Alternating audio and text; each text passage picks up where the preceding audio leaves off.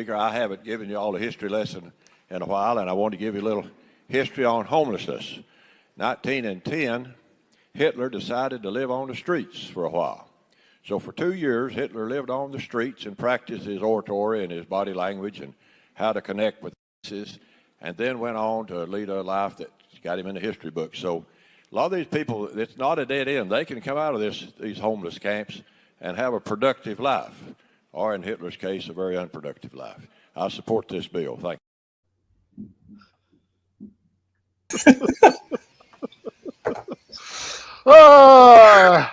All right.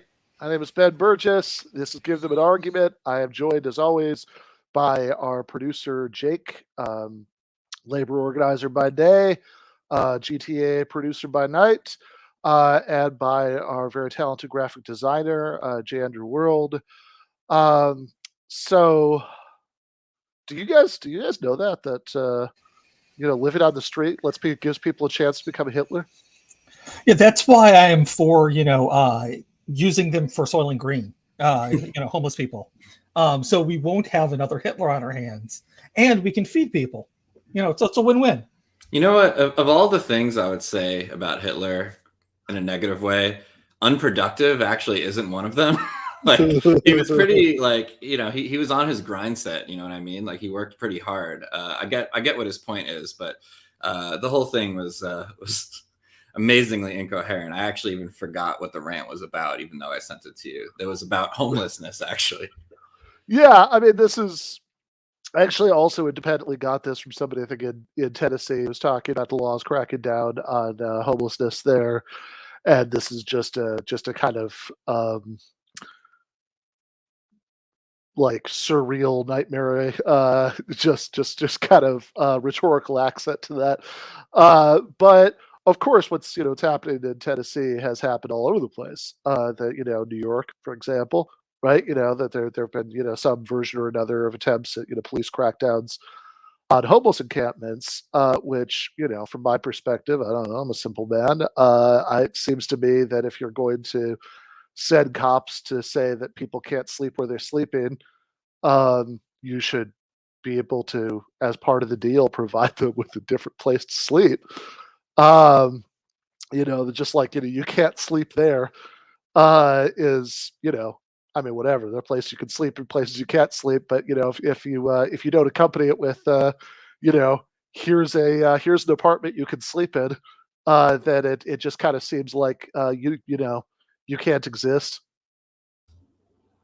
Yeah, I think that's the point. At the end of the day, is that they basically want to make it illegal for them to exist. But yeah, I mean, it's pretty striking that people who care so much about freedom of speech, or so they say, even though they actually don't care at all about freedom to just sleep in a comfortable bed and not be kicked out and put in jail or whatever the case is. It seems like that sort of freedom is actually more important for a just society. But maybe I'm just naive and been watching too much Burgis. Well, I know that's my mom's representative. So, if you want to know, that's who's representing my mother in the state of Tennessee. Should get out her to Call's office and. No, she probably loves it. And commend him for such poetic use of language. Yes. That was like a Colbert, like an old Colbert bit or something like that. That was yeah, it was because the best thing about it was it sort of stood the point he was going to make is that sleeping on the street is dangerous because that's how you become Hitler. But then where he ended up is, see, he made something of himself. You can too. It somehow ended up into a pep talk where the positive example was Hitler, which is not. And I also love the phrase "chose to be homeless." Hitler chose to be homeless. Is this true? I'm not a Hitler scholar, but did he go on some kind of sabbatical finding himself journey where he lived on the streets for anyway? We don't want to. Yeah, I had a philosophy professor in grad school who sort of did something like that. He lived in a hole that he had dug himself on the beach once, but then again, I think Quentin Smith and Hitler were very different people, so I wouldn't conclude too much from that. So all this talk about the dangers of the homeless does remind me of a video that I recently watched from Amon Animations. We like their stuff a lot. We've played a couple of their videos in the past, but I think they kind of outdid themselves this time. This is about a friend of the show, Tucker Carlson.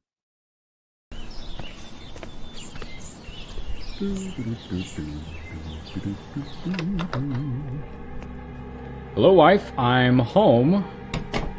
Welcome home, husband. I just finished making dinner. Ah, what'd you make? Swanson's South Bay Steak TV dinners. For the whole family. It looks delicious. What's Grandpa doing? He's just watching the news.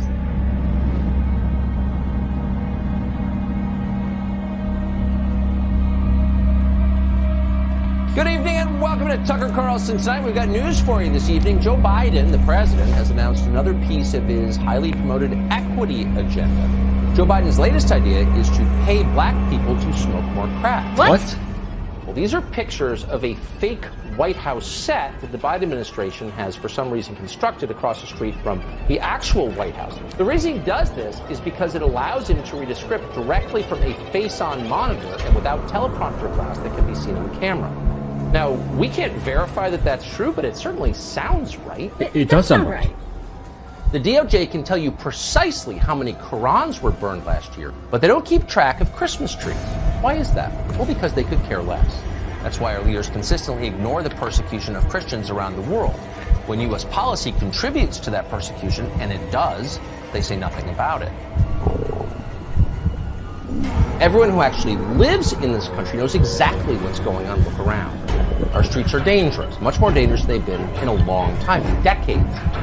There are a lot of reasons for that, but one reason is our cities are overrun with mentally unstable vagrants who are living on the sidewalks. Now, for a long time, we've called these people homeless. But let's stop doing that. The homeless is a political term which is intentionally devised to mislead you. A lot of them could be staying indoors. They don't want to because they're addicted to drugs. If that's not drugs. But what we're watching is the destruction of the U.S. military, and what we're going to end up seeing, Tucker, is thousands, tens of thousands, maybe hundreds of thousands of Americans die. Those are the stakes of the game we're playing here. We don't need a military that's woman-friendly. We don't need a military that's gay-friendly, with all due respect to the Air Force. We need a military that's flat-out hostile. We need a military full of type A men who want to sit on a throne of Chinese skulls. But we don't have that now. We can't even get women off of naval vessels. That should be step one, but most of them are already pregnant anyway. So true. Right. Dear Scott Perry, native-born Americans like you are no more American and no less American than an immigrant like me. Good point. We agree with that. And then he said this, and with every passing year, there will be more people who look like me in the United States. You can't stop it. So take your racist replacement theory and shove it. In other words, you're being replaced and there's nothing you can do about it. So shut up. Luckily, with people like Ted Lieu in charge, you're not going to get a lot done. You guys are morons. These people seek absolute sameness, total uniformity. You're happy with your corner coffee shop. They want to make you drink Starbucks every day from now until forever, no matter how it tastes. That's the future they promise. The next time you see someone in a mask on the sidewalk like that, do not hesitate. Ask politely but firmly, would you please take off your mask? Science shows there's no reason for you to be wearing it. Your mask is making me uncomfortable. Of course masks work. Everyone knows that. Dozens of research papers have proved it. It's our job to brush them back and restore the society we were born in. In other words, diversity isn't our strength. Unity is our strength. Bet you didn't think M&Ms were pushing intolerance. They were. They've changed. You're seeing the changes right now on your screen. The green M&M, you will notice, is no longer wearing sexy boots. Now she's wearing sensible sneakers. M&Ms will not be satisfied until every last cartoon character is deeply unappealing and totally androgynous. Until the moment you wouldn't want to have a drink with any one of them. That's the goal. When you're totally turned off, we've achieved equity. They've won.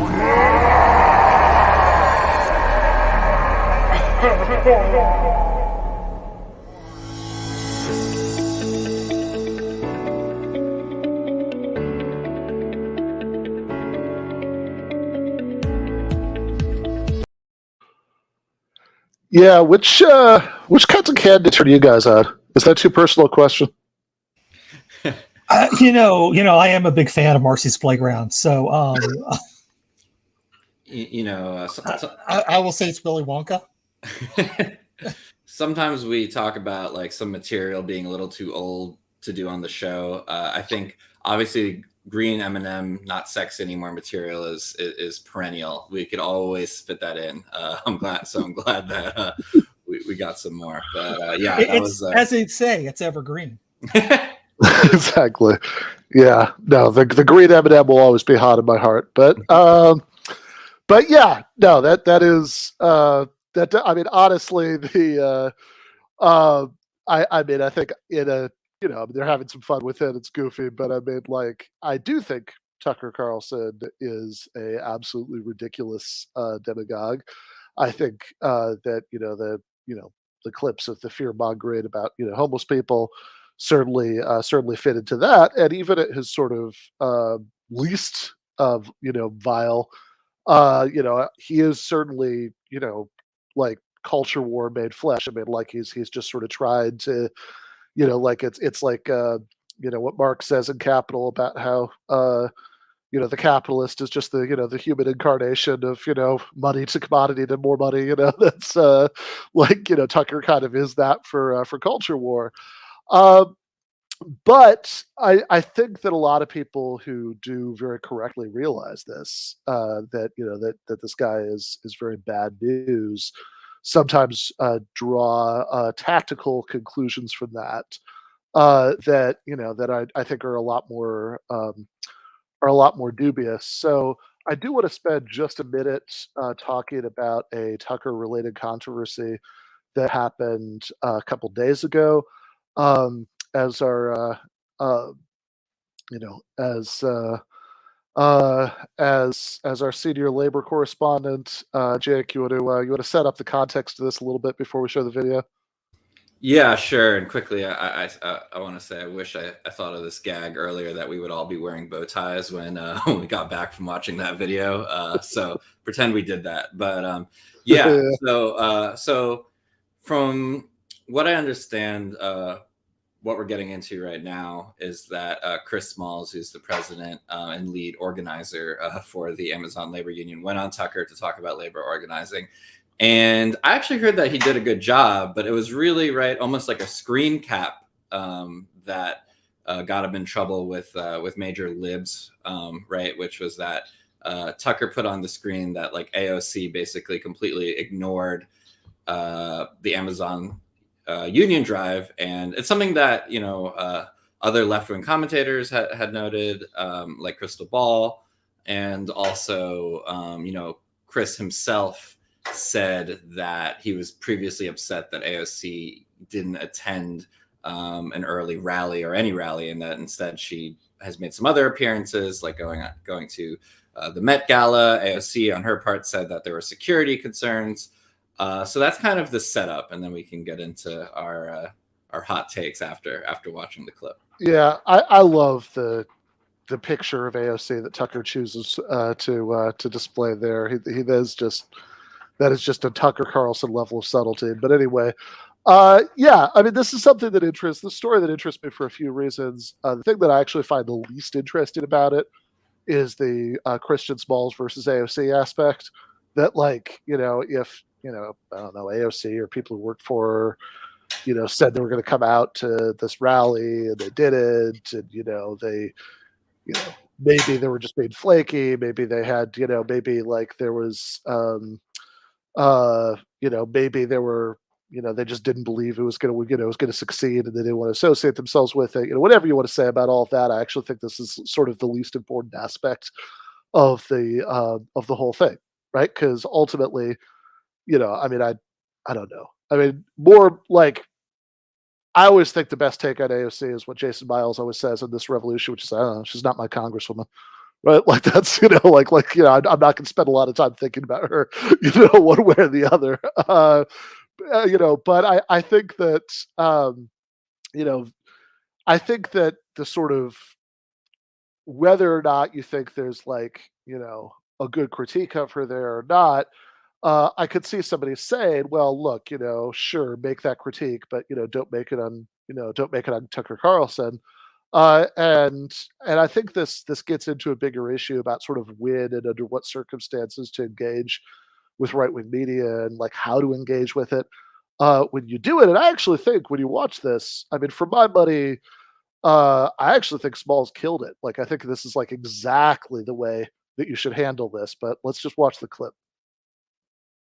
That infuriated labor organizers who just won a big vote to unionize at the Staten Island facility. Now, Amazon is stepping up its effort to crush the union. Amazon has just banned words like union on its employee chat app. Christian Smalls is a union leader at Amazon. Happy to have join us now. Christian, thanks so much for coming on. So were you surprised that Sandy Cortez, Alexandria Ocasio-Cortez, who has said repeatedly that she's on the side of the worker against the corporation, wasn't standing with you at the barricades? Yeah, I mean, it wasn't just her. It was all of them pretty much. It's not fair. I don't want to make it just between us and AOC because a lot of them didn't show up. And once again, we have no ill will against them. We know that whether they showed up or not, they didn't make or break our election. We just had to continue to organize. I mean, it's just pause it's it for a sec. Yeah, I mean, so my favorite part of that there is he had slipped in before Chris Smalls came on into the back to AOC. And we have no ill will against them. We know that whether they showed up or not, they didn't make or break our election. We just had to continue to organize. Silence.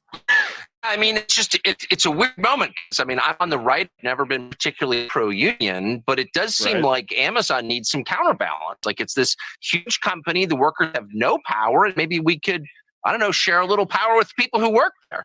So that's my view anyway. So tell us where you are in your organizing efforts. It's not his view.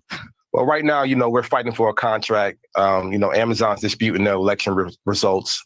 So we're in walking and chewing bubble gum at the same time. We're fighting for a contract. We're preparing for another election in 2 weeks on April 25th. We're going to be voting at a second location directly across the building that we just unionized. So we're in the thick of a fight right now, a legal battle. And, we just have to stay grounded and pretty much begin our campaign all over again. And that's pretty much it. Like after that, Tucker makes one last half-hearted attempt to sort of pivot to culture war in some way or another. Says like, oh, maybe if Amazon throws enough woke slogans, then something. But like that was pretty much it, right? I mean, like so he took the invite. Right, which means that he got to speak to this giant audience, and I mean it's actually kind of funny because like one of the libs who was like infuriated that Smalls would do this was this guy who works for Media Matters, who I saw was like only like 2% of people are watching Tucker Carlson. It's like, well, okay, then why does Media Matters exist? Like, what's the point, right? I mean, if right-wing media is not important, right, what are you doing, right? Like, what's the point of your organization, if it doesn't matter what happens there?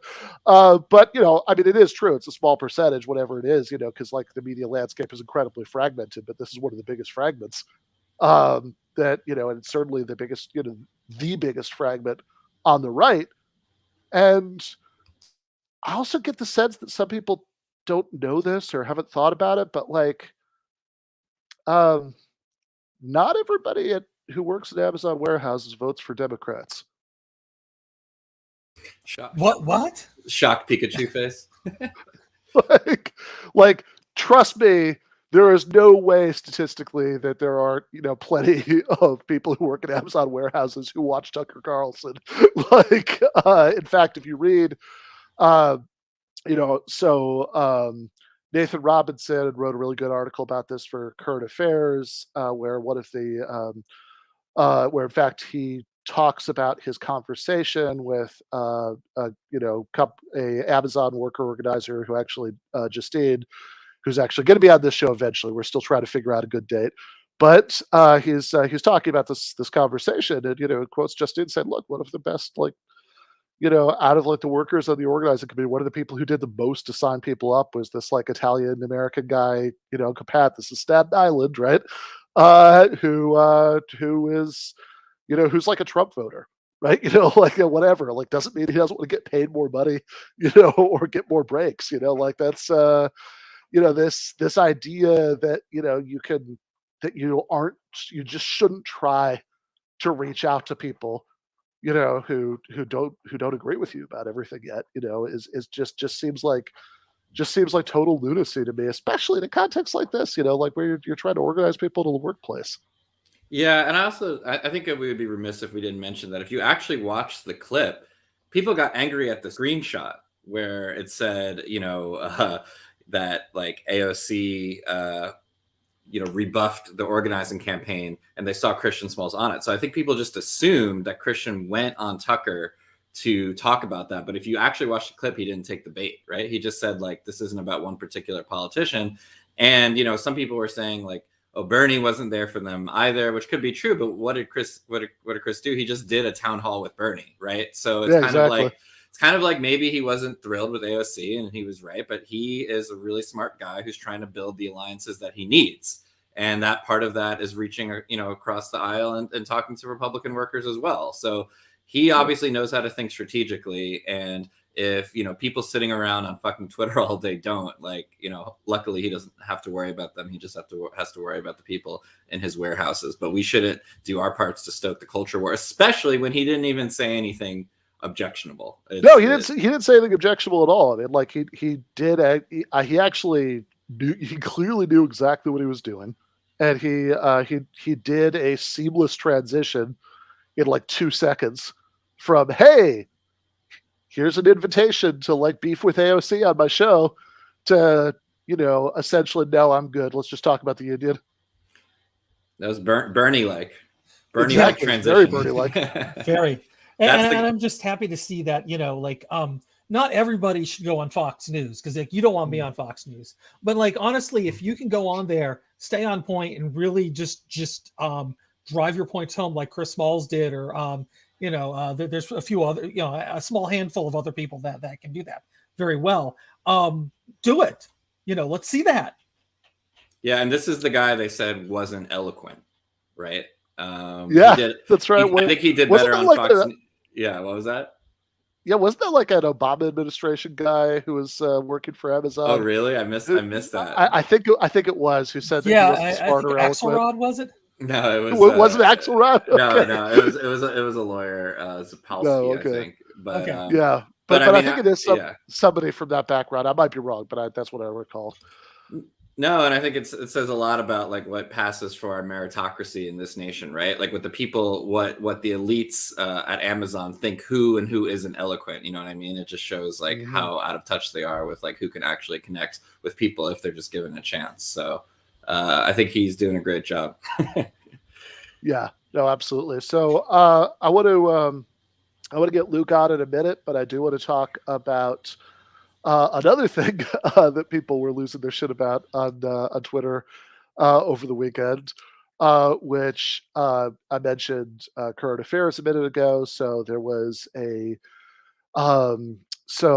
an interview in current affairs. The video is the video was on their Patreon, but they did they published a transcript of it on the website. And as the Twitter sleuths started to look through some of what Chomsky said in this interview, they got increasingly mad about it. And there was a point I remember on Saturday afternoon when I since I don't know how to live, I was on Twitter for some stupid reason, and I saw trended Noam Chomsky 12,000 whatever tweets it was already. I was like, what's going on here? And then it turned out that what was going on is that in the interview, Noam Chomsky, shockingly enough, who if you've been living in a cave and are not familiar with this, right? I mean, the reason why people who aren't linguists or cognitive scientists know who this guy is, even though he certainly revolutionized those fields, but like the reason that everybody else knows who he is because he has been continuously politically active since the 1960s, and before that in some ways, but really from there in a very big public way, originally opposing the Vietnam War and then going into opposing U.S. involvement in Latin America and et cetera, et cetera, et cetera. This is kind of his beat, and so very unshockingly from my perspective, Noam Chomsky's perspective on a really bloody and destructive war that's going on, in which many people are dying, and in which it's the worst case scenario for how it could end is the end of all of human civilization. I mean, that's literally it. Because we're talking about the escalation of tensions between the two world's two major nuclear powers. And so even if you think there's like a 0.5% chance of that happening, that's not a nothing, right? I would prefer for human civilization to persist. If somebody told me there's 0.5% chance I'd win a multi-million-dollar jackpot, I'd be pretty excited about that. So, put that in perspective. But Chomsky's perspective is that war is really bad, and that it would be better to have some sort of push for negotiated peace to stop the fighting. I mean, that's we could go into more details, but that's kind of the gist of his comments that people got upset about. And I just want to, before we talk about this, I just want to see a little sample of what and remember when I tell you there are like thousands of tweets like these. We've just we've just sort of extracted, or Andy has some nice representative examples. I spent the past couple of days looking for these. All right. Cheney's was T-Burks. This one's directed at you. Oh, okay. Yeah. That's right. So we'll see why it's directed at me in a minute. But Cheney's 1% doctrine is no better coming from Chomsky. I don't really know what that means. Biden in the U.S. will never undermine UA. He's not Trump. UA negotiated. Putin blew up talks and bombed evac corridors. UA is realistic about Putin's mismatched aims and capacity. All right, let's keep going. All right, Noam Chomsky has a long and distinguished track record of being wrong. Next, geopolitics according to Chomsky, and if you're listening to this later on the podcast, the first plate is covered with American flags, and there are bombs coming down from it. It says imperialism. And the second plate is covered with Russian flag. There are bombs coming down from it. It says anti-imperialism.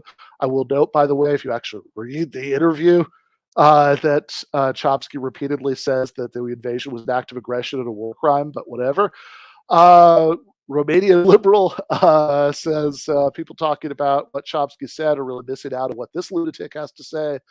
And he quote tweets Nathan saying there's no such thing as winning World War III. I guess that makes you a lunatic. Next. Chomsky, nothing suspicious about the JFK or assassination or 9/11. You lost credibility a long time ago. Okay, that one's fun because they're they're taking advantage of people being pissed off at Chomsky for not for wanting to have negotiated de-escalation in Eastern Europe. Sorry, go ahead. They're taking advantage of that in order to shoehorn in they're being mad at him that they don't agree. He doesn't agree with their favorite conspiracy theories that it's like he sucks because he doesn't want to bomb Russia. Also Noam, let's talk about the grassy knoll and why we're at Building 7. 9/11 was an inside job. Yeah, that's top tier posting when you drag someone into some debate they don't even want to. No, this one I just wanted to point out real quick. Only Chomsky would urge negotiations with a maniac literally committing genocide right now. And then the snitch tag of Glenn Greenwald is what I love. Like you see what's going on here, Glenn? Yeah.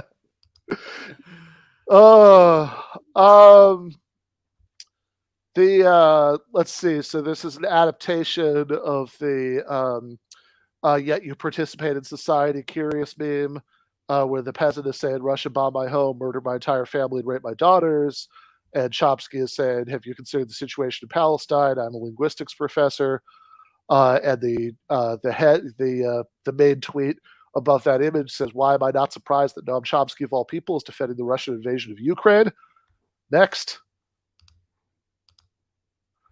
Oh, our friend Noah Smith, who you may recall from previous hits, like referring to yours truly as Red Brown, says this man is a columnist for Bloomberg Opinion.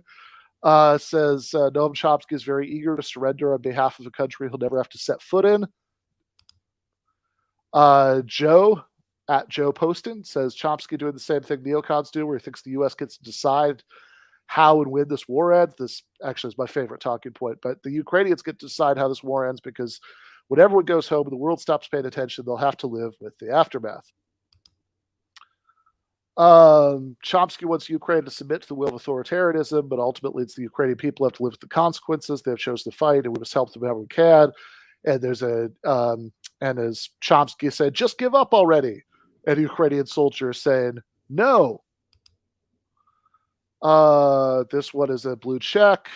Bruno something says, in the face of war, genocide, people like Chomsky shout that the job should be finished quickly. How can an intellectual sink so low? So this person thinks that peace negotiations mean that you support genocide and want it to, and your only complaint about it is that's not happening quickly enough. Chomsky is just astonishingly ignorant about the world. Chomsky is Elon Musk for leftists. I don't quite know what that means, but okay. I don't know. I love it. It's like it's just perfect. I'm going to say it, since folks have been saying about a woman 5 years younger than him, that'd be Dianne Feinstein. Chomsky's brain is deteriorated, probably has been for a while, and he should retire from public life. Stat. Okay, so I've actually read this interview, and he does not, in fact, say that he supports the Russian invasion of Ukraine. He doesn't say that they should just hurry up and kill Ukrainians faster. He does not say that Ukraine should just surrender to Russia. He doesn't say anything of the kind. In fact, he says a few times he said he has positive things to say about Zelensky's personal courage. He says. Actually, he doesn't say in this interview, but he said in a different one that Zelensky's statement on March 7th responded to Putin was judicious and reasonable. He has again, he repeatedly refers to the Russian invasion of Ukraine as a war crime and a war of aggression. But he does want peace negotiations because realistically, either there's going to be a lot more war for a lot longer, or there's not going to be war for very much longer because we're all just going to, vaporize, or there's some sort of negotiated settlement. And in fact, while of course it's not, Chomsky or anybody else, I mean, there's also a response to this, I've got to say, I find slightly irritated. That's like, oh, well, say exactly what you think should happen in these negotiations, exactly what the settlement is. It's like, no, that's not really how negotiations work, right? That the whole point is to get people at the table talking and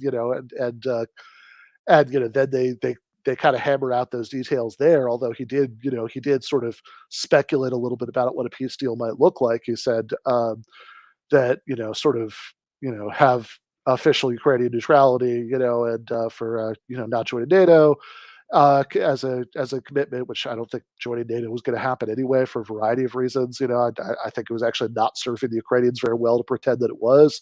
And it says just kind of recognize that that recovering the Crimea isn't going to happen, right? That's been part of Russia since 2014, and then and then he sort of speculates on the possibility of some sort of accommodation, perhaps within a federation structure in the Donbass. And whatever you think about all of this, how you're getting from this to he loves Putin and he loves genocide and he wants Ukrainians to die or he wants Ukrainians to surrender is just kind of beyond me. And it's so I wrote an article about this for the Daily Beast. It went up today. That Noam Chomsky is right. The U.S. should work to negotiate an end to the war in Ukraine.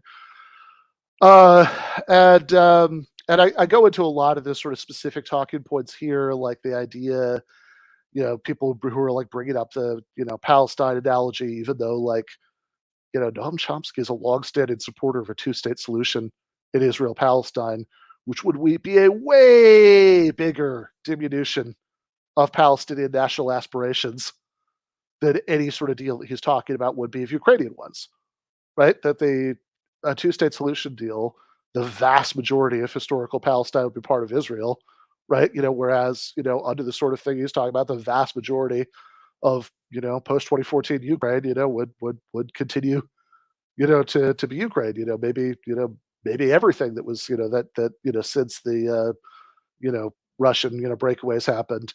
And then, I think the thing that especially gets me about this is just this idea that it's fine for the United States to flood a conflict zone with weapons to try to ensure that our favorite side wins.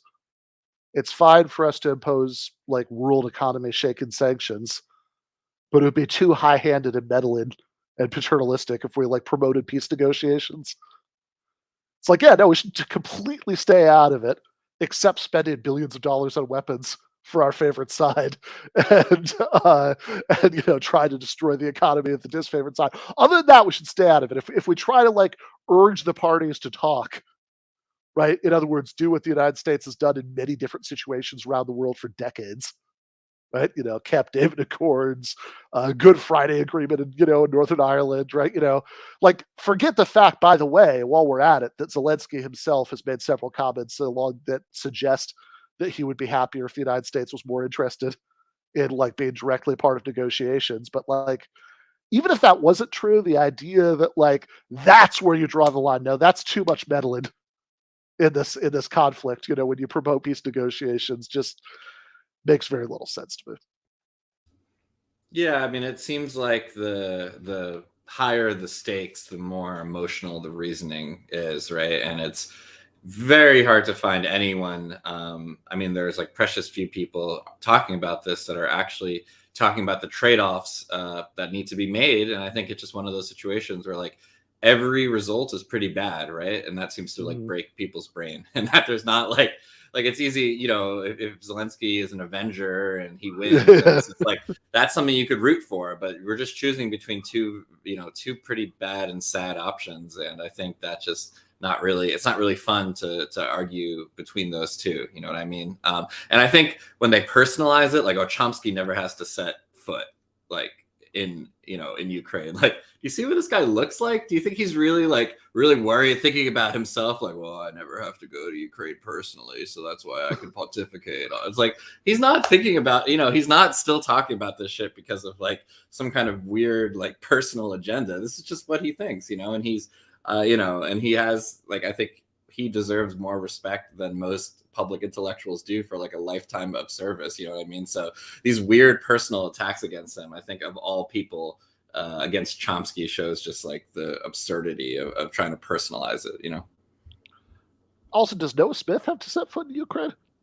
He does. Yeah, he actually by law. He has a kid there, and he legally has to go. Oh wow. Okay. Yeah, I'm slandering him. I'm making shit up. Has to visit all of his Ukrainian children. Yeah. No, I mean, it just seems like, well, okay, wait a second. So if you don't set foot in Ukraine, that's totally fine to advocate for like billions of dollars of like weapons transfers to Ukraine. It's totally fine to advocate for, like ratcheting up, tensions with Russia, but like, but it's where you draw the line is like peace negotiations. Yeah, Sean Penn went to Ukraine to shoot a documentary, so I think we should take his word over Chomsky. Jury's out on whether somebody made Sean Penn do that. Like he might not have had to set foot in Ukraine, but he might have been running from somebody like the law because he beat somebody up that he shouldn't have. More slander. But I will say this: I would much rather see a negotiated settlement as opposed to dragging this on for years and years, which seems to be what the plan is. And let's not forget what happened the last time we did this, where we kept funneling in weapons to extend a war with the Soviet Union, I think was the name of the country at the time. And, that ended up really well, because it gave us 9/11 and a 20-year war that just ended. So yeah, which is also, by the way, not a like. There is a scenario that some people have raised that would be disturbingly parallel here, right? Like, in a couple ways, right? First, even before all this happened, like Ukraine was already a huge center of black market for weapons, and then there are just all these new weapons flooded in there. Like that's worried in itself, right? You know, like we're empowering warlords right now, basically. And then, like, the other is that, I mean, I know this is touchy and it's complicated because there is like genuinely a Putinist narrative about this that's ridiculous and not true. But like, it is also like, you know, there actually are far right militias in Ukraine that are incorporated into the Ukrainian military. Doesn't mean the country is run by Nazis or that, you know, Putin's. Well, we have that too over here. You know, not denazification is anything but like transparently ridiculous bullshit or anything like that. But, you know, there really are some Nazis. And the idea that, you know, like heavy weaponry could end up in the hands of far right people who, you know, might not go back to entirely peaceful and on the up and up lives after this particular war is over. I mean, like, I think that should be, you know, people got mad at Ilhan Omar when she brought that up, when she was like, hey, before we vote for, before we vote for all these arms shipments, can we have some sort of guarantee that none of this, you know, that none of it is going to end up in these people's hands. And she's like, oh, Ilhan Omar loves Putin. You know, she's promoting Putin propaganda. It's like, no, I mean, like, I don't know. I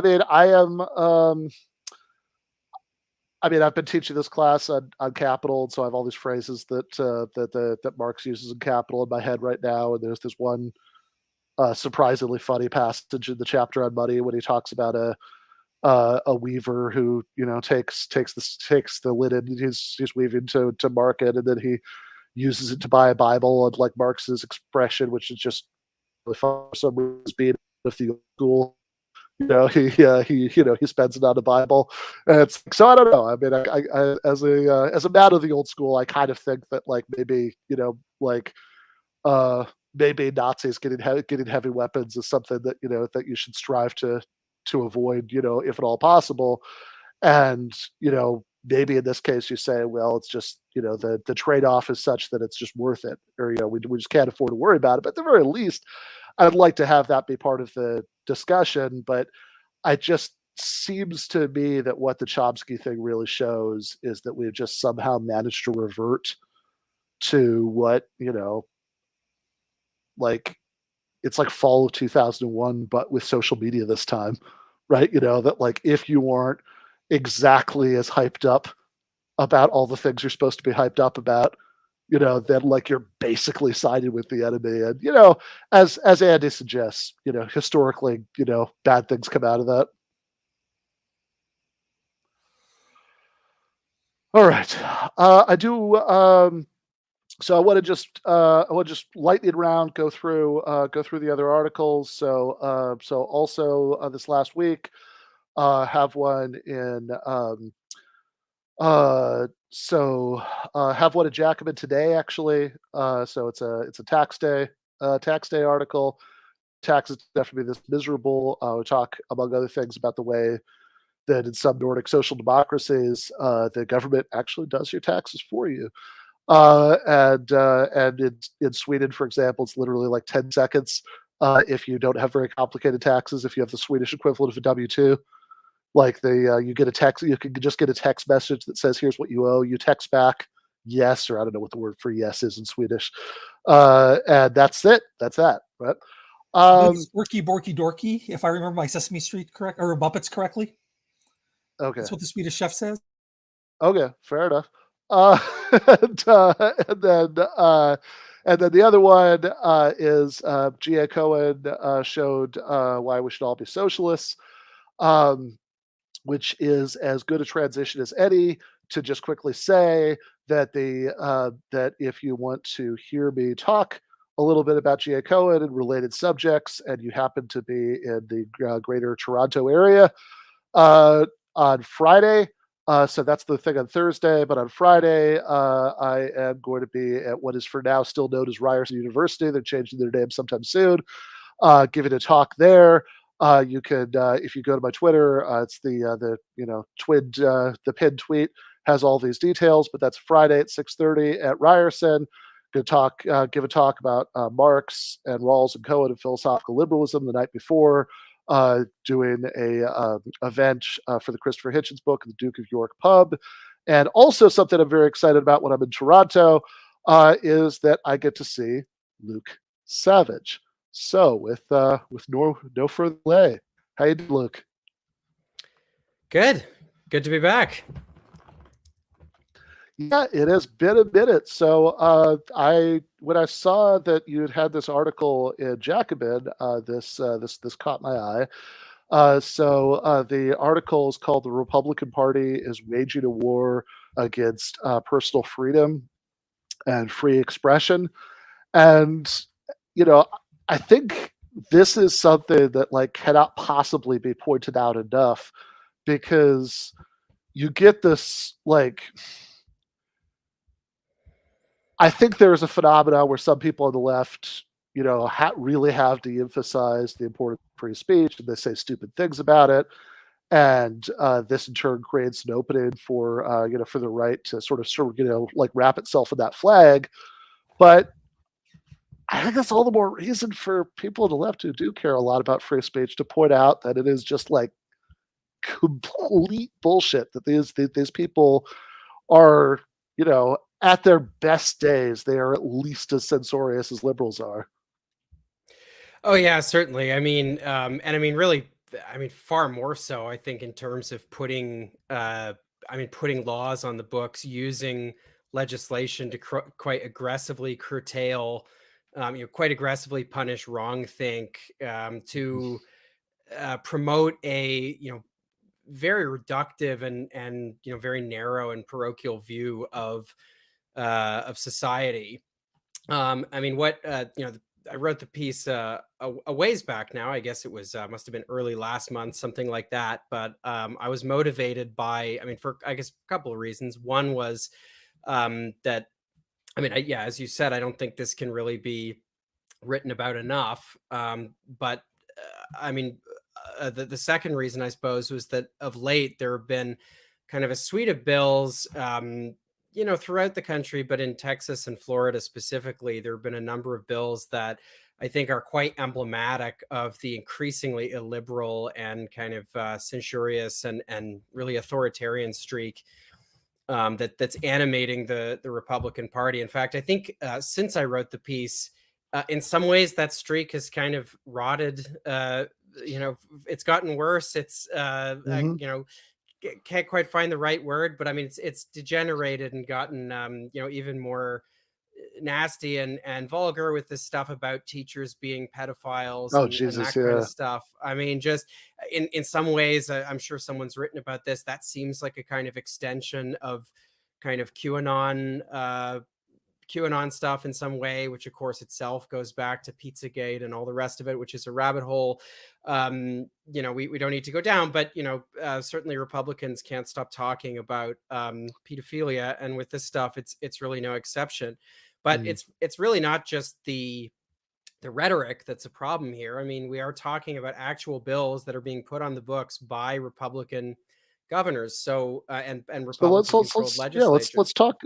Let's talk about a few of them. So you mentioned Florida. Let's start there. Yeah, sure. So, Florida, people will have heard about it. The bill that's kind of, colloquially been referred to as the "Don't Say Gay" bill. But this is a bill which, they've tried to package with a certain kind of, I suppose to some extent, a certain kind of, rhetorical caution. It's very much just about how things need to be age appropriate and that kind of stuff. But if you actually look at the language in the bill, there's text that refers to, quote, classroom instruction by school personnel or third parties on sexual orientation or gender identity in kindergarten through grade 3. So it sounds like there's a kind of very narrow applicability to the bill. But if you read further, there's a pretty significant, what I think is a pretty significant caveat to this, which is, or in a manner that is not age appropriate or developmentally appropriate for students in accordance with state standards. which seems to me, and I think critics in Florida have pointed this out. It seems very clear a loophole that it's entirely dependent on what you deem age appropriate, and if we can infer, I think, what the kind of socially conservative constituencies pushing this think is age appropriate, which is that there's no age where this stuff should be taught to children. Children shouldn't have a sexual education, at least not in any kind of public way, and if they do, it should be in the kind of should be in a kind of very narrow way that's approved by conservatives. Florida, of course, also has been a battleground around critical race theory stuff. And one other thing that I think is worth bringing up here is there's a very particular rhetorical frame that that the right's picked up in relation to critical race theory, I think, as well, but or so-called critical race theory, but also in relation to kind of discussions about sexual education, sexual identity. And this is this frame of parental choice. So, in some ways, the right is very good at this, and they do it. It's not just social conservatives, right? Fiscal conservatives have done this very well, very effectively as well, right? Where they frame their whole argument as being about individual choice. It's all about individual preference. It's actually it's kind of emancipatory because it's freeing individuals to make, it's freeing them from coercion and et cetera. So that kind of move that we see on the right a lot when it comes to kind of economic debates, they're very much applying it here. Although, you only need to turn to what's happening in Texas to see how ridiculous and, inconsistent that is as a frame. Yeah. Before we go to Texas, I do want to just stay on this a little bit for a minute, because I think somebody could say, okay, if all that's sort of being prevented is like having lessons that are about these subjects, that, and it's only through third grade, then they have that sort of, that doesn't sound so bad, right? That they like you might think like, okay, we're not like this might be like a little bit like heavy-handed, but it might not sound like a terrible outcome. What's your sense of the kinds of things that this could be used to prevent?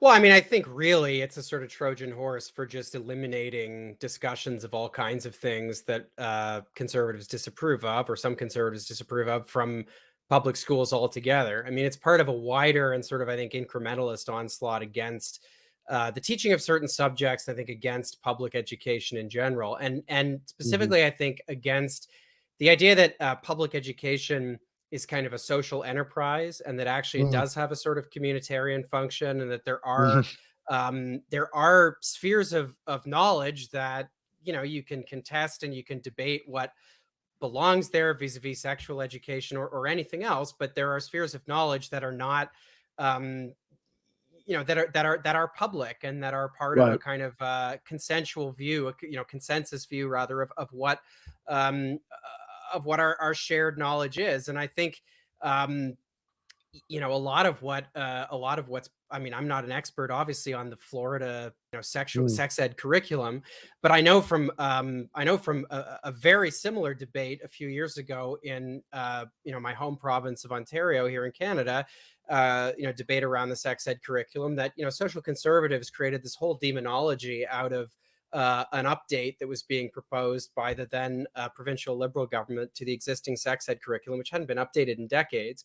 And there was all very similar stuff about, pedophilia, all kinds of absolutely grotesque stuff charges made. And when you actually looked at it, it's stuff that I think the vast majority of people would find pretty non-controversial. And so once again, I think it's important to keep in mind here that a lot of the illiberalism of the contemporary right is happening in a context where conservatives both hold minority views that are not actually widely shared, but also are increasingly recognizing that they hold minority views, and so are resorting to ever more illiberal means to impose those views on other people and to enshrine them in public institutions. Think back to the rhetoric of the 1980s, right? Remember the moral majority? Well, conservatives don't really talk in terms of, in those terms anymore. It's not the silent majority. It's not the moral majority.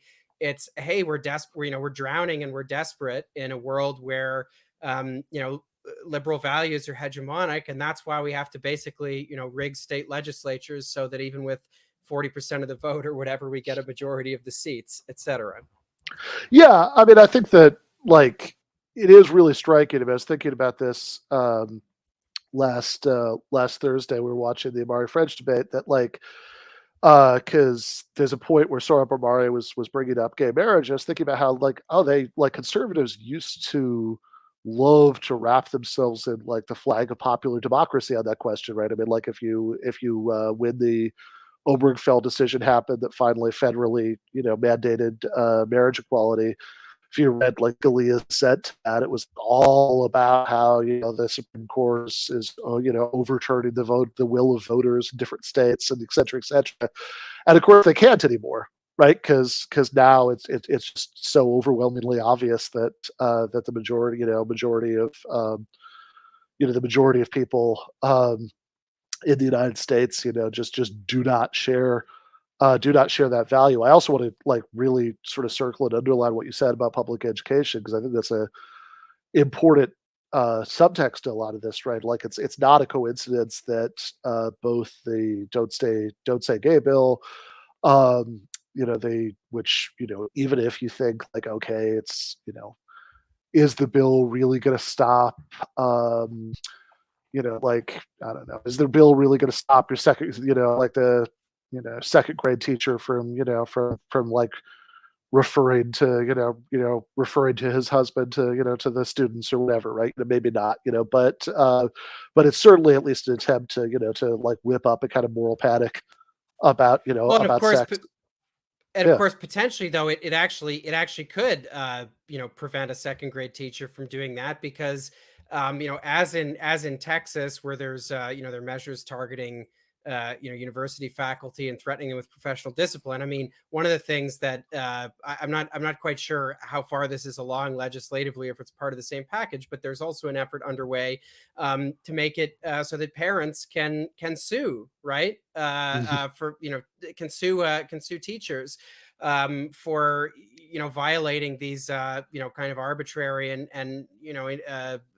ever fluctuating standards that are set down by conservatives. So there are some teeth to this. It's there's a kind of cautious language. There's a language around parental choice, which is designed to sort of give this an air of moral neutrality. But there are I think that there is the potential for this to have a chilling effect. And of course, when we're talking about lawsuits by parents, I suspect functionally what that means is lawsuits by quote unquote parents who are actually members of well-organized and well-funded social conservative groups, probably connected to mega churches and things like that. I mean, it's it's pretty sinister stuff.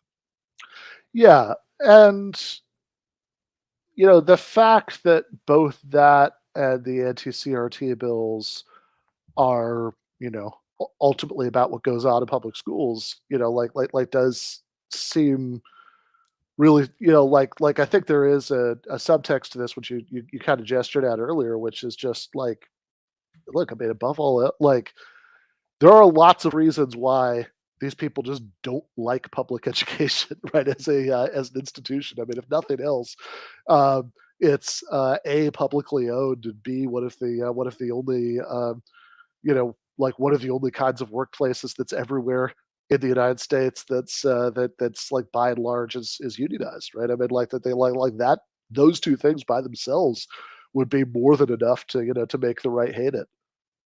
Yeah, absolutely. And just before we move on to Texas, there's one point I'd like to make about that. And this is a point that has kind of come to me by way of Jennifer Berkshire, who has written for The Nation and a few other publications, and has a podcast about education. A point she made that I think is really important to keep in mind here is that Democrats and liberals are particularly ill-equipped to address a lot of this stuff, to address the challenge, to address the right-wing onslaught against public education, because their own view of it has increasingly become a sort of instrumentalist or rather instrumental and kind of economistic in some ways, view of public education, right? I mean, Democrats have increasingly talked, particularly since the Clinton era, education is an extension of the sort of neoliberal view of meritocracy, right? It's about bequeathing you with skills that are going to help you on the job market, because we in the last 30 or 40 years there's been a steady kind of reconceptualization of people and citizens as just sort of economic actors, little atomized economic actors selling our labor, etc. And education is a big part of that. So there's a very instructive moment, for example, which is germane to all of this, actually, in the recent Virginia gubernatorial election, which is thought of, and in some ways rightly, right, as this contest over, this was the big CRT contest, right? Republicans were able to kind of and there's a comment that McAuliffe made, the incumbent Democratic governor who lost, that was very much, I think, widely seen in the context of the CRT discussion, where he said something to the effect of, it perhaps it was in a debate, something to the effect of, well, of course parents don't get to decide what their children learn. And Jennifer Berkshire has pointed out that, well, in context, what McAuliffe was actually saying was something to the effect of, well, parents don't get to decide, Amazon gets to decide, Google gets to decide, right? If you actually compare the Republican and Democratic education platforms in that election, they share a lot of common ground in terms of allowing huge involvement from big corporate actors in writing the curriculum and that kind of thing, or in being involved with the curriculum at any rate, because both have this kind of market view of education where it's not a social enterprise. Republicans just also tack on this kind of hysterical social conservative agenda to that as well. But there's a shared agenda between liberals and conservatives, at least centrist liberals and conservatives, around this more instrumental view of public education, which in turn I think leaves them poorly equipped to mount an intrinsic defense of public education as a social enterprise in the face of this right-wing onslaught. Yeah, no, I think that's exactly right. I mean, I'll say, I remember, that election in Virginia, there was this kind of ridiculous thing that, that happened where they, like the only acceptable interpretation on, liberal and to some extent even left Twitter of like why the election went the way it was racism. And I thought, well, hold on, right? Like, did Virginia just become way more racist between 2020 and 2021, right? When, Democrats were winning elections and, losing, right? I mean, like that doesn't make a lot of sense to me. I mean, it's amazing how little we heard about what an obviously poor candidate Terry McAuliffe was. And exactly, his, right. offer to voters was clearly not a compelling one. And that, he's a guy with a background. I mean, it's a very typical story that we've seen over and over again, right? Where it was, it's a guy with a background in finance. I can't quite remember which, grotesque financial institution McAuliffe is attached to, but not a lot of people find that relatable, strangely enough. And yet, the mainstream discussion about that election, had a lot to do with, the role of racism and stuff, but also it was blaming the left, right? Because it's always the left's fault, even and especially when sort of Clintonite figures lose elections. Somehow that's the fault of the left. Yeah, well, that is right. I mean, that much is for sure. But I mean, like, to the extent that CRT did have to do with the with the result, which, I mean, certainly the Republicans were using it to whip people up. I mean, that much is certainly true, right? But like, I remember talking about this with Attica Asperry, and she just says like, okay, why did he engage with that at all? Why not just say like, it sounds like you want to run for the school board? I don't understand why we're talking about this, right?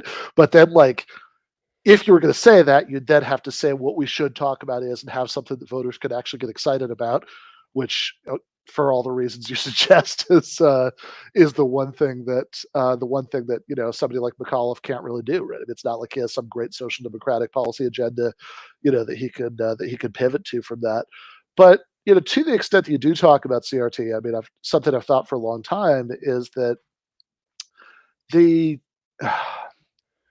sort of way of talking about it where you accuse everybody who supports the laws of, being a horrible racist is, I mean, not always false, but like is I also think not like terribly useful in a lot of ways, right? Because like I think a lot of people it won't really resonate because, if they're using that term in ways that I think are more standard, right? Where you have to have like sort of be consciously full of hate, then I think it won't necessarily resonate. But I mean, I think the way to fight it should be just to frame it as a free speech issue. Just say, look, do you want to live in the kind of society where people could openly discuss in classrooms, for example, controversial ideas that not everybody likes? Or do you want to live in the kind of society where there are state bureaucrats peering over the tail shoulders of classroom teachers? By the way, if you think that public schools are already too boring and conformist, to make them much more boring and conformist, by like making sure that nobody says anything that the wrong parent or the wrong group behind the parent, hearing it, in an uncharitable context could interpret as being CRT. Yeah, no, I mean, yeah, absolutely. I mean, I'm not really in a position to comment on the specific role of that debate vis-a-vis the Virginia election. I think it's, in some ways, I mean, the only thing I really have to say about it is that to me, it's still an open question. I mean, it's obviously a huge in sort of the MSNBC versus Fox News, wars, the never-ending wars. It's obviously kind of a huge.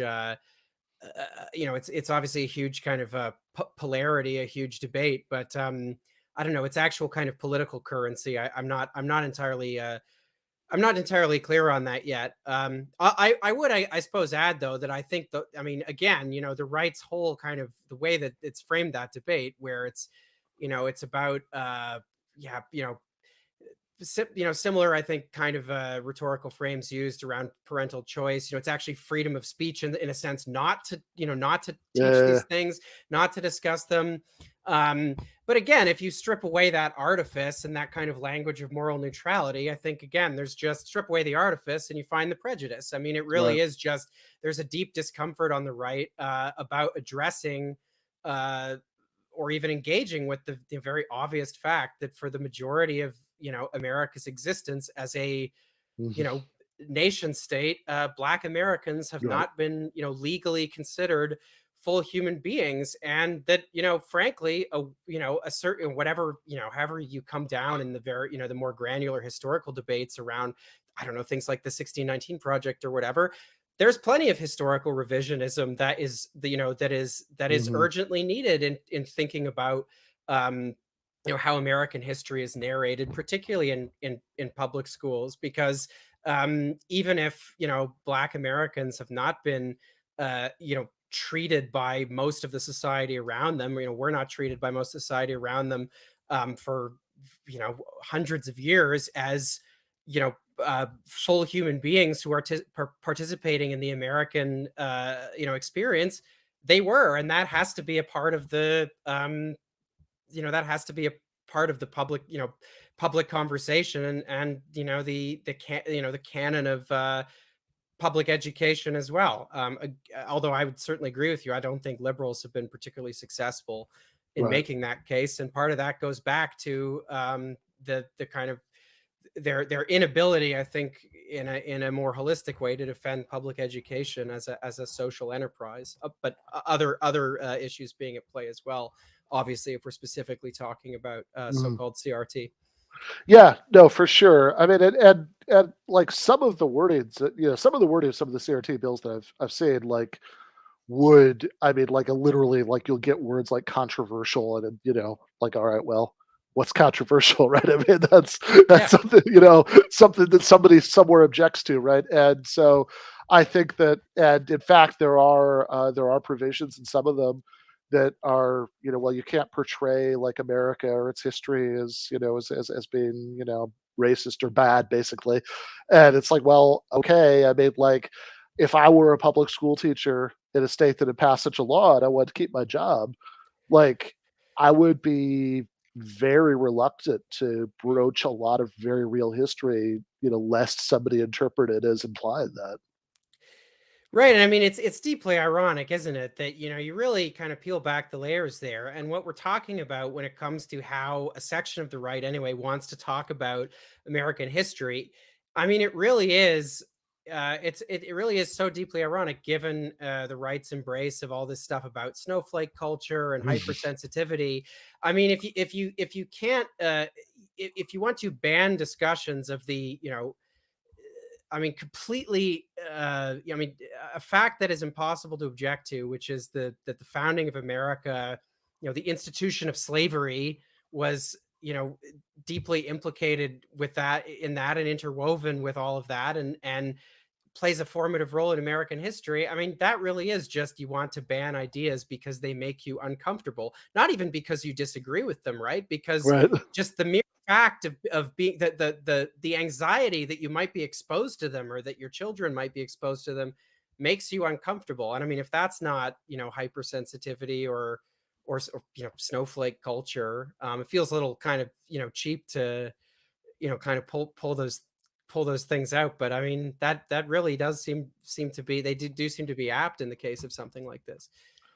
Yeah, absolutely. So when we're talking about CRT laws, there's this kind of defense that you get in some quarters that's like, well, look, this isn't this isn't really free speech thing, because we're talking about children, and what's and what's taught to children is like something that's a sort of legitimate thing for everybody to weigh in on, but which I mean, look, I don't find that particularly convincing. I think that in a free and open society, a big part of the purpose of public education should be to train people to be good at critical thinking, so they can be citizens of democracy, and that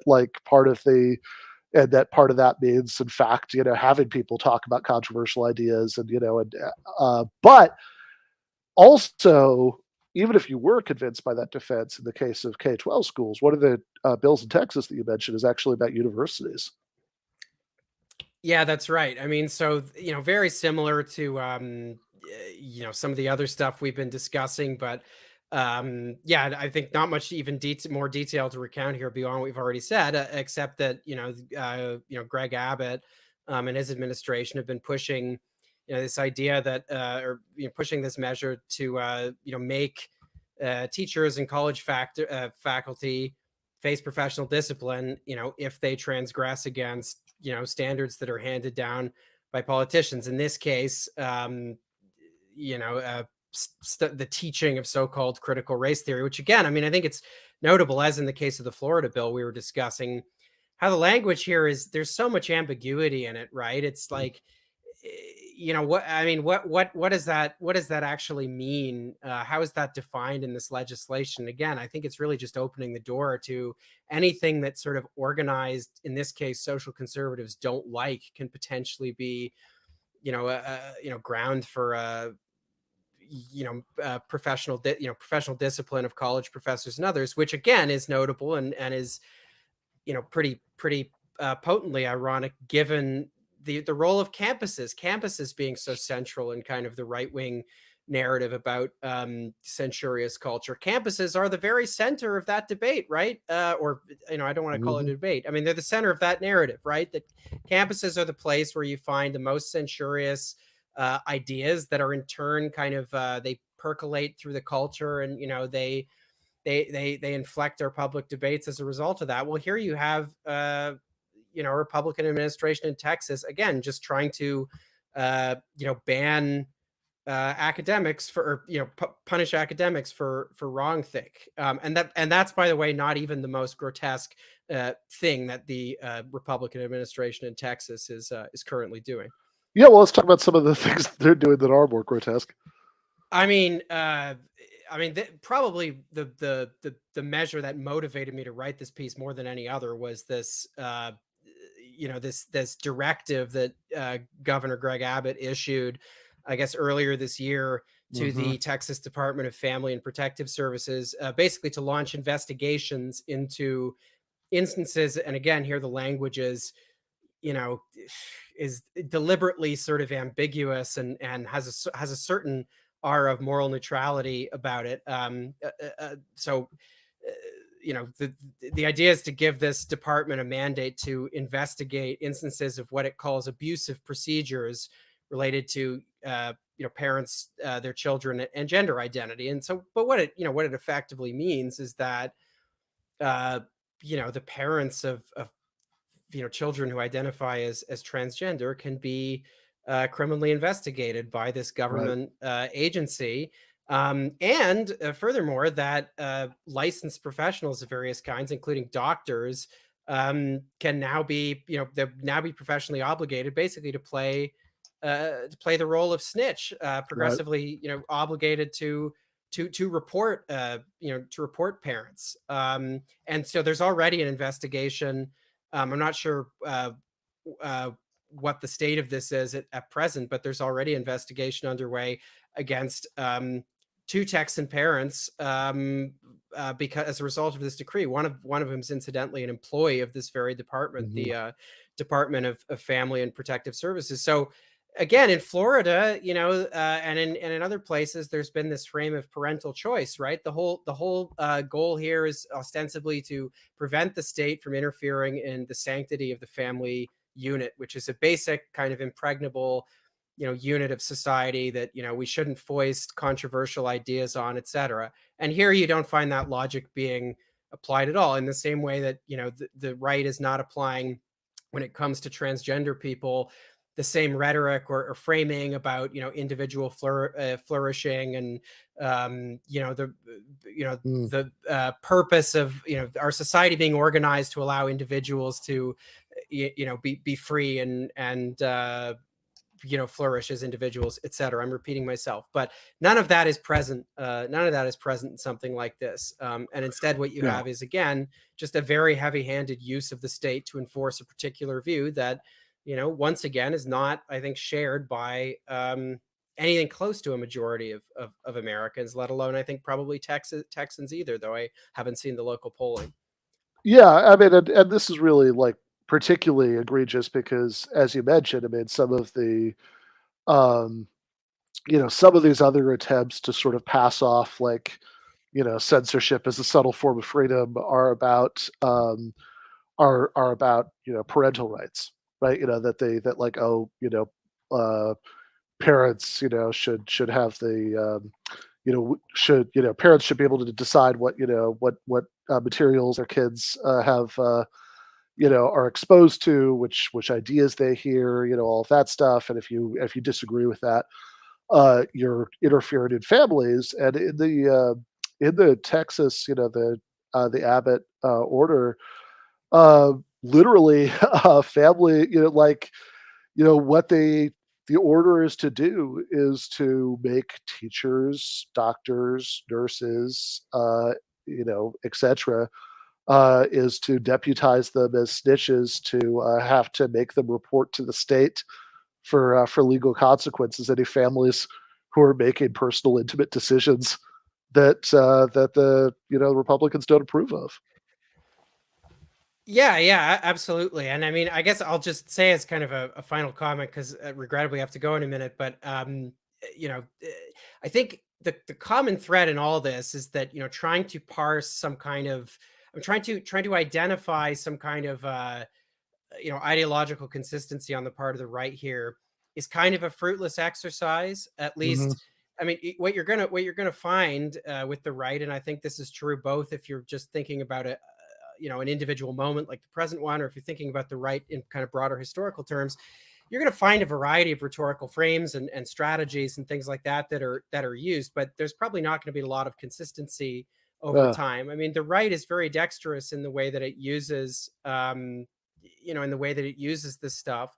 It's very kind of malleable and flexible in terms of, how it adapts its arguments to political circumstances to be maximally effective. And so, we already talked about how in the 80s, there's this language of the silent majority, the moral majority that applied, also to later things like same-sex marriage, which you mentioned, and that's just nowhere to be found in all of this. And so, I think there are, to a certain extent, it's worthwhile identifying the hypocrisy here on issues of free speech and free expression, which of course I did. But at the end of the day, if we really want to understand what's motivating this, what I would say is that at the end of the day, I think on the right, oftentimes the arguments are kind of they're kind of developed after the fact. They don't conclusions are not exactly preceded by arguments. Conclusions are the beginning. There's a particular view of society that is, in my view, quite parochial and reductive, and that is comes down to a belief that certain hierarchies are natural. People have these very clearly defined social roles that are just sort of rooted in nature, and most of the problems we have in society actually stem from society deviating from those hierarchies and those kind of that kind of natural order. And so at the end of the day, it's important, I suppose, to some extent, to kind of pick apart these arguments, because they don't stand up to scrutiny. Give them an argument, as the title of your show goes. But at the end of the day, what we're dealing with here is a particular narrow view of human nature, really, that can't really be negotiated with in some ways. There are no, when you strip away the artifice that I think is kind of comprised of these arguments that are constantly in flux, these rhetorical frames that are always changing, what you just have is a kind of reverence for hierarchy, and ultimately, in dealing with the right, that is what we're up against. No, I think that's exactly right. I think that I think it's worth pointing out the inconsistency, just because I mean, look, it might be old hat to us, but they're dropping new humans every day. And so there's always somebody who has yet to encounter this, and there are always people who are at like some stage of a journey of realizing these things, and I also think it's just there's some real value in, like, I remember Elizabeth Bruning saying that half the point of a debate is to get the other person to tell you what they really think. And, I think the more clearly you can kind of back people into a corner where they're really articulating this, no, we actually just think that hierarchy is natural and good, the more useful that is. So I should say, in addition to writing for Jacobin and other places, and skewering the right, as he's doing tonight, Luke also writes quite a bit about the libs. He has a new book, the Dead Center, which is about liberal centrism. I've got a blurb on that. People should check it out. People should order it. Yeah, you can pre-order that right now from Or Books. It's not available for it's not being shipped yet, but if you pre-order it, you can get 15% off. So why not do it, folks? Give it a go. All right, sounds good. All right, well, Luke, I will see you very soon, and then in real life, and then with any luck, you'll be back on the show soon. Yeah, looking forward in both cases. Looking forward to meeting in person this week at long last. Cheers. All right, sounds good. Thanks, Luke. All right, that was Luke Savage, who is a staff writer for Jacobin magazine, is the author of Dead Center. But I am now joined by... What up, homies? Dr. Jennifer Burgis. With a dignified entrance as usual. Yeah, maybe even more dignified than usual. I don't know. It's hard to say. Hi, Jay Andrew. Yeah. And yes, that is a good point. So you should it is good to actually pre-order Luke's book now. Pre-orders help the first week's sales. That is an excellent point. So thank you, Alexander. I guess that's a compliment. Yeah, I actually have debated Yarnbrook. That was one of the very first episodes. That was early season 1. So you can go check, dig into the archives and find that. Do I need to be wearing one of these businesses? Oh,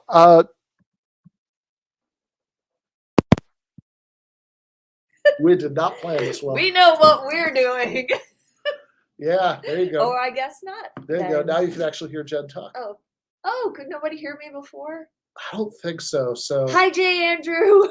Oh my God! You want to replicate your dignified entrance? No. I don't know if I could replicate that. Yeah. The doctor, a doctor is in the house. Yes. Yes, I appreciate that. So let's. You suggested that one thing that we could do for this that might be fun for people is that we could do a series of these. We can intersperse it with other stuff maybe, but a series of these about Plato, where we talk about different documents. Yes. That is that is jewelry. That's not just random shimmering. So. Okay. All right. So Andy says you were audible after all. Oh, okay. I didn't think. I guess the microphone in the one I was wearing is good enough that it was picking up your dignified entrance. So in any case, where we talked about different dialogues, different weeks that might be something people enjoyed. I mean, it doesn't get much more philosophical than Plato. Yeah. I mean, you come to the philosophy segment for philosophy. We're gonna give you Plato. That's the ultimate. It's what's Alfred North Whitehead says that all of Western philosophy is footnotes on Plato. So whether that's exactly true or not, it's this is certainly big important stuff, and it's also fun to read. Actually, I was going back through it a little bit before the episode, and in fact, the one we're reading in some ways is less so because the way Plato generally structures these things, they are dialogues, and they are dialogues between Socrates, who was Plato's teacher. It's like the Good Place. There's an early episode where Chidi writes on the board, Socrates, Plato, Aristotle, this little chain of teachers and students, and there's a point where Eleanor asks him, "What's the who died and put Aristotle in charge of ethics?" And he points to the board and says, "Plato." So I like to put the Socrates, Plato, Aristotle thing on the board at the beginning of classes and tell students that one of them has to have, so Socrates, Plato, Aristotle, and Alexander the Great being Aristotle's most famous student, and I tell the students that one of them has to have at least the level of impact that Alexander the Great had on the world. So people will put me in one of these chains in the future, was the teacher of John, Alrighty then. So normally Plato's dialogues are Socrates is his teacher, but as a character in the dialogues, he's the mouthpiece for Plato. Whatever he's saying is what Plato thinks, and whoever he's arguing with is who the dialogue's named after. Real heads may remember the Euthyphro dilemma. It's from a dialogue, yes, why not both? Which is from a dialogue called Euthyphro, because... Don't worry, we're not going back to that. Oh yeah, let's do 5 minutes on the Euthyphro dilemma, totally. See Charlie Kirk for Solution to the Euthyphro dilemma. Because in that dialogue, Socrates is arguing with Euthyphro, so it's and that's how most of them are. They're named after whoever Socrates is arguing against. The one that we're starting out with tonight is a little bit unusual though, because it's a monologue. So it's the Apologies. You want to take it from there? Yeah. So this is Socrates expressing himself after he's been, or while he's defending himself in court. And there's a little bit of dialogue going on there between him and his chief accuser, but it's not really the kind of dialogue that you get in the dialogues, because in the dialogues, it's kind of, directed at proving something. Whereas this, he's just kind of like, you're stupid. That's all I'm doing here, is just showing people how stupid you are, but in a different sort of way. Yeah, I mean, usually when Socrates is basically saying that people are stupid, he does it in a very there's all this elaborate effort to be like, oh, you clearly know so much more than me. You should teach me. And it's like, tell me, what is justice? Okay, that's interesting. See, I'm stupid. I still don't understand what you said, because there seems to be a contradiction here, and like that's normally more how it's done. In this case, it's a little bit more direct. Yeah. So what Socrates is in court because I think the accusation is blasphemy and corrupting the youth, and I think there was something about atheism in there. So what's the sort of activity that gets Socrates accused of all of this? Oh, well, he's wandering around town asking people questions, and people don't have the answers, and he's telling them, well, you clearly know nothing, and they get mad. Imagine that. Funny, yeah. And so these are the powerful people that he's talking to, and demonstrating that they don't know anything, and he gets upset by that, and they're like, we really need to get rid of this guy. The original Columbo, yeah. Yeah, no, I mean, having somebody like, sort of ambush you with an interrogation to establish you don't know anything sounds like something that would endear you to them, but I guess people didn't like it for some reason. So, yeah, so his defense against these charges is, basically to say, I'm not telling anybody that they should believe anything bad. In fact, I don't know anything. Right? That's my whole point, that I don't know anything. Yeah. So how can you charge me with corrupting the youth? I'm not telling them anything. Yeah, right. You're not telling them anything. And in fact, there's this sort of weird workaround on the sort of charge of, atheism and religious skepticism, that he actually says, no, this is like, I have this like religious reason for doing this, which is that I'm blanking on the name of the person who's originally going to the Oracle at Delphi. Something that starts with a C. Yeah. Caliphon, or no, I think that's a set of cookware. Okay, so Calafion, something like that. One of those names right, starts with C. Calzone. Calzone, sure. Yeah. Okay. So cephalopod. So cephalopod Calzone was going to the Oracle at Delphi. The Oracle is a spokesman of the god, and will tell people the future and all of that. And then and while there, they said, oh, actually the Socrates guy is way wiser than you, cephalopod Calzone. And I hope my students don't come across this. Well, if they do, we should put in a little disclaimer about how we may not actually be remembering that name correctly, but something along those lines. So cephalopod Calzone might seem incredibly wise, but actually Socrates is wiser, and Socrates says, well, this is confusing. This is news to me. How can I be wise? I don't know anything. I don't know anything. But then he realizes that he is actually wiser even than cephalopod calzone. So why is that?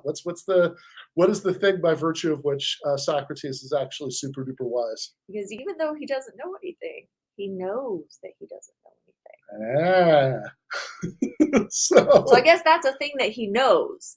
So can he not know anything if he knows that thing? Yeah, no, this is a problem. But yeah, we're not going down that rabbit hole. So yeah, none of them know anything, but the other ones wrongly think that they know things, whereas he knows that he doesn't know anything, and so that makes him the wisest man in Athens. Right, exactly. And he has been, what he's been doing is he's been trying, he says, to learn. He's been trying to know some things. He wants to know things. He'd love to know things. So he goes and he asks people, what is justice? What is goodness? What is piety? What is piety? But then it turns out that nobody knows, because he asked them. He asked them and they give him answers that he quickly realizes don't make any sense. He says the poets seem to know stuff. They have they write these beautiful poems that seem really profound and insightful. But they don't really know what they're talking about. This is just inspiration. Right. That the gods have just given them this gift, but they themselves can't explain themselves to Socrates' satisfaction, and nobody. None of the other people who are supposed to be. And he talks to the artisans, and all they know is about how to do the things that they do. They don't know anything else. Yeah. They don't know what justice is. Yeah, right. I mean, there's a bunch of construction workers out here on the street that I go down to go to school. I should stop the other day and ask them, can you explain justice to me? Yeah, what's kind of fun. Can you put that jackhammer down for a minute and explain justice to me? Yeah. And of course, this isn't this is the class thing. It's that none of them can, right? That there's nobody at any level of society that could do so. Which is funny, because if you kind of take a step back from the way that Socrates, or Plato's version of literary character Socrates, is explaining himself here, and go back to the more general point, I think it's just that sort of explaining important concepts with coherent, well thought out definitions that aren't vulnerable to coming up with counterexamples is really, really hard. Which I always think about, when somebody says, like you see this in like sort of internet arguments all the time. People say, "Oh, but you can't define your terms." Like, you know how hard this is. Like, you want to just have like a, it's like, oh, this is exactly what justice is on the fly. And couple millennia later, Wittgenstein famously can't define game. That he tries really hard, but some people since then have said he should try. He should have stuck at it. But says that there's no definition you could give of game that captures all and only games. It's always either going to be too broad or too narrow. And there is this sort of, at the very least, I think it is true that there is this kind of set of there's the set of skills that has.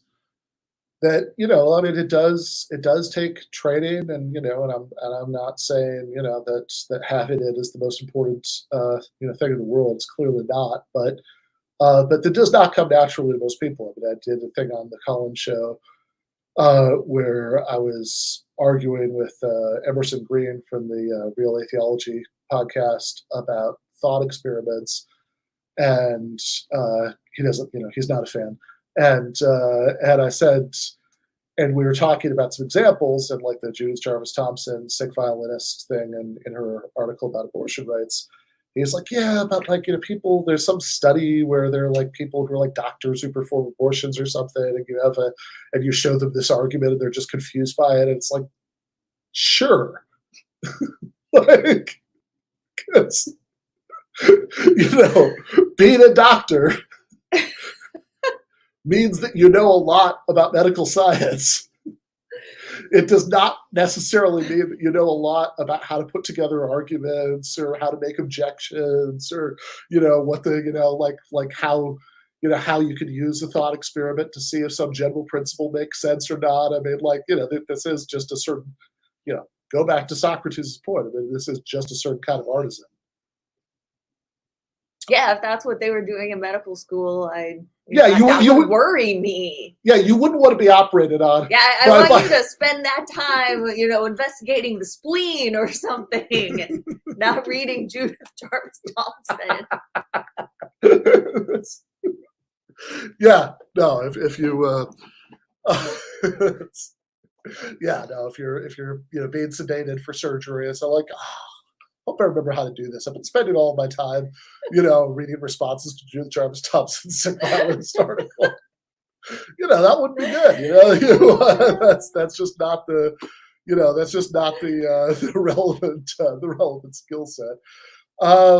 And this, of course, is what Socrates is giving people. This is what he's, what they're calling corrupting the youth of Athens.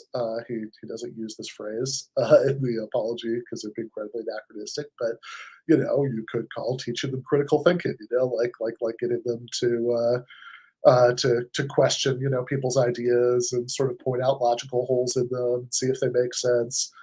Well, some people think that is corrupting the youth.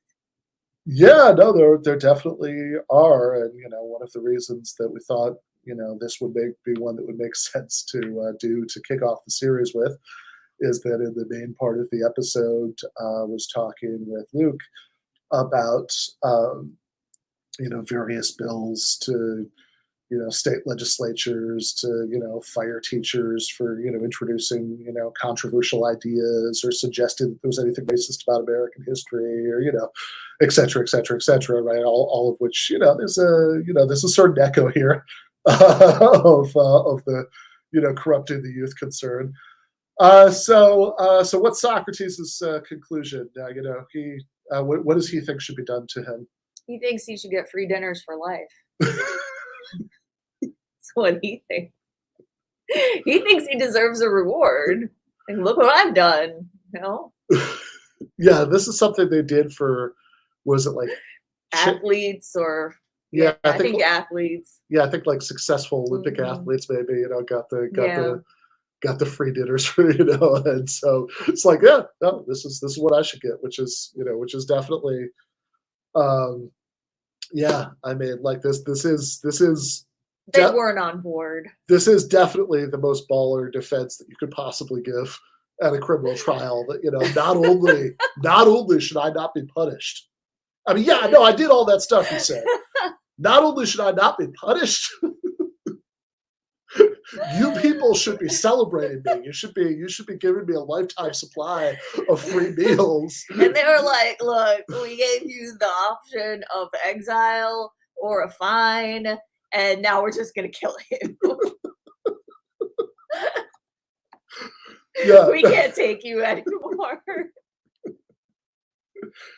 Yeah, I mean, in some ways this does feel like should be something from like a sketch comedy show that first you get the guy who goes around and he and he just irritates the shit out of everybody in town by interrogating them. He does call himself the gadfly of Athens. Yes, he does. And people don't typically enjoy gadflies.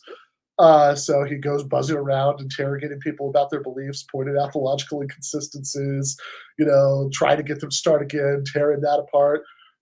They get so irritated at him that they put him on trial. When my students do that, I just fail them. He does. He does the song and dance about how actually he's incredibly wise because he, if you think about it, I don't know anything, but I know that I don't know anything, and they're like, yeah, okay, that's not a defense. Sorry. We have found you guilty. So here are your options. You can pay a fine, go into exile. I was like, well, nope. I choose free meals for life, like an Olympic athlete. Like Socrates, this is not. We're done here. This is not what the option. You know what? Just kill him. Just kill him. So, The most interesting thing, though, that I think is in that dialogue is Socrates' statement that nobody does wrong knowingly. And I don't know if we have time to talk about that now. We could do a minute. We could. Oh, okay. Yeah. Okay. Or I mean, do you want a way to do a whole thing about it? Well, that's what I was saying. Would you rather discuss it now, or would you rather do a whole thing? Well, we could do a whole thing about it later, but we could do a little preview now. He says that if you understand the situation, that you will never knowingly choose to do wrong. Yeah. So. Well, if you talk too much about it, then it's not a preview. Then it's just doing it. It's like a movie trailer. You've seen the trailer, and you're like, well, saw that movie. Like one of those 10-minute print trailers that gives you every plot twist. Yeah. In the entire movie. It's like that one with The Rock going down the jungle river or something with the blonde girl, and there you go. That's the movie. Oh my God. Well, especially because I feel like I saw that preview at least 50 times, and it was I feel like we saw the movie 50 times. Exactly. Any chance that I'd be convinced to see it one time in full were thrown away. But I will, so at the risk of being like the Rock jungle movie, whatever that was. I don't know what that was called. Yeah, I forget. But yeah, I mean, I think that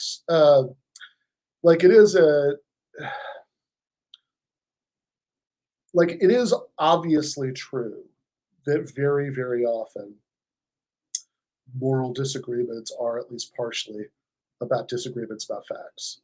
That people are doing something you think is wrong, and that part of the reason is that they just have false factual beliefs that they're.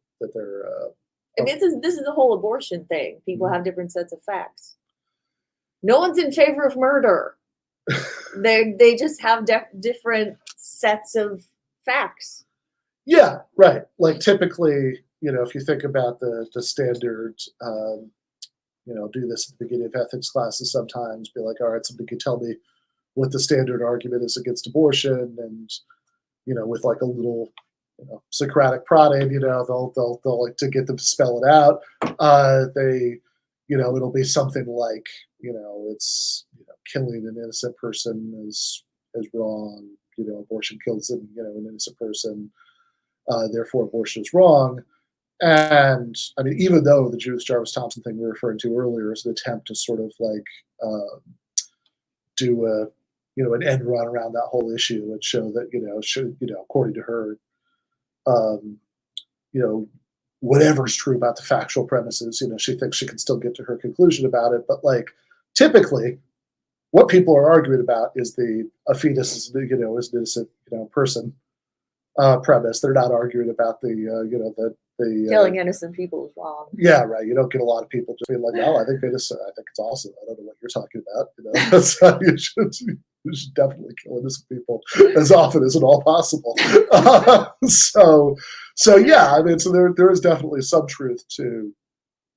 There is definitely something there, right? That there is, there is a big chunk of a lot of debates about justice and rights and all that stuff that are debates about facts, which is, by the way, stay in the free speech theme. One reason why I get really nervous about the idea of saying, oh, we can have censorship, don't worry, only have misinformation. It's like, well, okay, but every debate like this, people disagree about some facts, right? So if you say, we'll only censor you, when you say things that are wrong, that are factually incorrect. It's like, well, usually in most debates about these things, each side thinks the other one's factually correct. That doesn't mean one of them's not right? Of course, right? I'm not preaching cheesy relativism about this. There are facts, but, you also have to entrust human beings to figure out which they are. There both are and are not chips in those vaccines. Yeah. And I'll even boldly state that there are not, but but I also think if you every moral and political debate is to some extent a debate about what the facts are. So that's a much bigger loophole than some people think it is. But But yeah, you can take that part of Socrates' point, say, all right, yeah, certainly, right, that they have that lots of moral and political debates are to a great extent debates about facts. But you can still question, okay, but like 100%? Like, nobody is just like has bad motives. So, all right. We'll leave the preview there before we get to the part of the before we get to the part of the Jungle Cruise where they go over the waterfall or whatever. Hey, maybe that's what it was called. Jungle Cruise Maybe is entirely possible. That it's called Jungle Cruise. Yeah, no, exactly. For censorship, as long as I can decide to censor. But then if other people get to decide, and you're not entirely confident they're going to make the decisions you want, that is something to think about. Okay, do you want to just do that one next time, or do you want to do the? Yeah, let's do that. Okay, stick with this Plato apology theme. Nice. So you want to continue on the apology and talk about the moral motivation? Yeah. Yep. Okay. I think that would be good. All right. Fair enough. Wow. All right. Cool Ranch or the Cool Ranch is so gross. So I don't even like the smell. Ben pops that bag open, and I'm like, oh, can you take that somewhere else? Sad.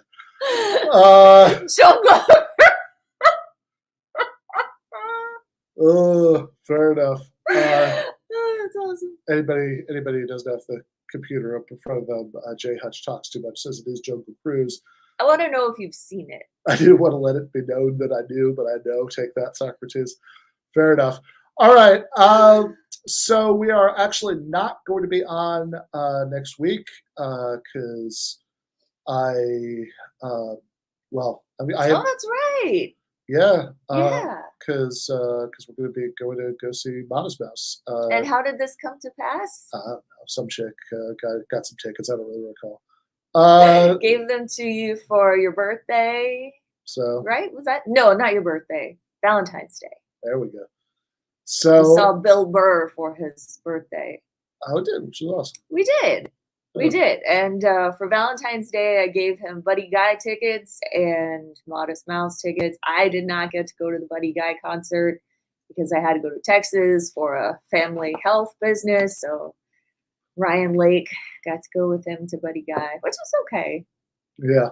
Yep. There you go. And looks like I'm going to Modest Mouse next week. Yeah. So, which is just as well because I would not. I would not have time. I would not really have time to prepare the show properly because I'm going to Toronto on Wednesday and then on Saturday. So I'm doing the two events in Toronto, Thursday and Friday. So those are on Thursday night at 7 p.m. at the Duke of York pub. There's the read-in and sign-in Q&A for the Hitchens book. And then on Friday at 6:30, Philosophy Department of Ryerson, they're giving a talk on Marx and philosophical liberalism. And then on Saturday, I'm flying to Texas to do a debate-ish thing, the Better Discourse, and which we will certainly post here. And also the Ryerson talk, because I think somebody might be filming that. So if so, we'll post the Ryerson thing here at some point in the very near future. And the Better Discourse debate we'll also post there this second we have that footage. But I'm going to be flying back since I'm going to be flying back on Sunday night. So even if Modest Mouse were not going on, it would be a pretty quick episode to pull together. I'd have to take over. There you go. Y'all don't want that on Monday. So no episode on Monday, but we are going to be back a week from Monday with Rob Larson for an episode that we're going to do a few weeks ago. It ended up getting delayed. Talk about those libertarian children's books, the Tuttle Twins. The week after that, we have Sam Cedar and possibly also the same episode. We're still trying to arrange this. A couple of the work organizers from Amazon on Staten Island. So that should all be really good. I'll be here to talk Plato's Apology. And I should also say before the next episode. So there's going to be no Thursday night debate breakdown this Thursday because I'm going to be in Toronto. But a week from Thursday, we're going to do one on the Slavoj Žižek, Vivek Chibber debate that happened at Jacobin. I'm sorry, what did you say? The Slavoj Žižek and Vivek Chibber debate. Bless you. That happened at Jacobin on ideology, and then on Monday, May 2nd, we are going to be back with Rob Larson as the main guest. Dr. Jen is going to be here to continue to talk about Plato's Apology. So should be a very good time. I'll see everybody then. Perhaps a few people watching this I will see in person in a few days in Toronto. Team Snoopy forever. Left is best.